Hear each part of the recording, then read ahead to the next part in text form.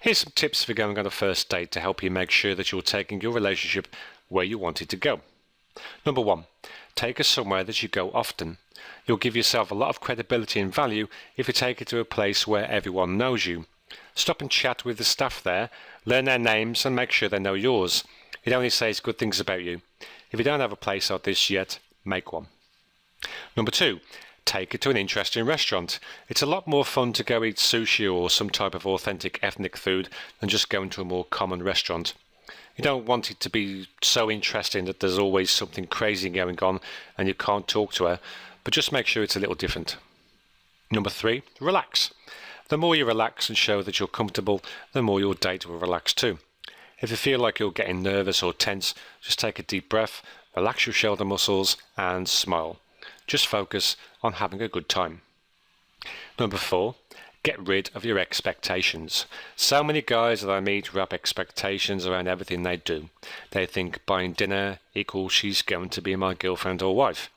If you just spend the time that you're together having a good time, acting like you would around someone you already know well, and show that you couldn't care less if anything happens between the two of you, you'll have a much better chance of progressing things than if you act like she's the first girl you've seen in 20 years, acting really nervous and so dumb that she runs away.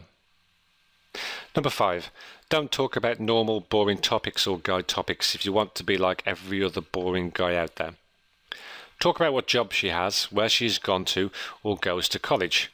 Only talk about guy topics like sports, lifting weights or something like that if she is already very interested in them. Also, don't cling to a topic like it's the only thing you can talk about. If the conversation dies, let it go. Number 6, have a story or two that you can tell if you run out of things to say.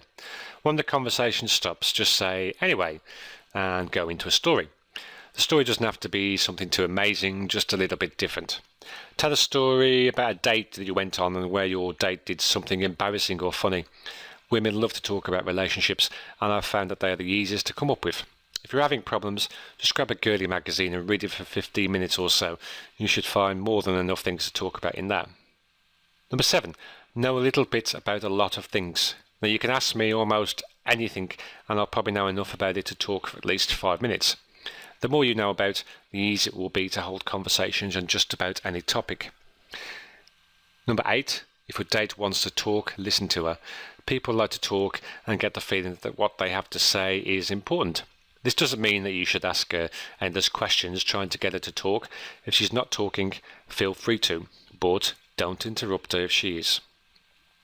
Number 9, don't try to impress your date. One of the worst things a guy can do is talk about how much money he has, what kind of a car he drives, or anything else that comes across as trying hard to impress. If you do have a cool house or car, let her find out when she sees it, and if she isn't impressed by it, don't be surprised. You're much better off by just being a relaxed, fun, cool guy than you are trying to impress her. And finally, number 10, have a plan. You should have your date planned in advance, and although you should have it planned, you should also be flexible. If something comes up that could be a lot of fun, don't be so rigid that you can't change plans. Your plan should be more of a guideline so that you always have something to do.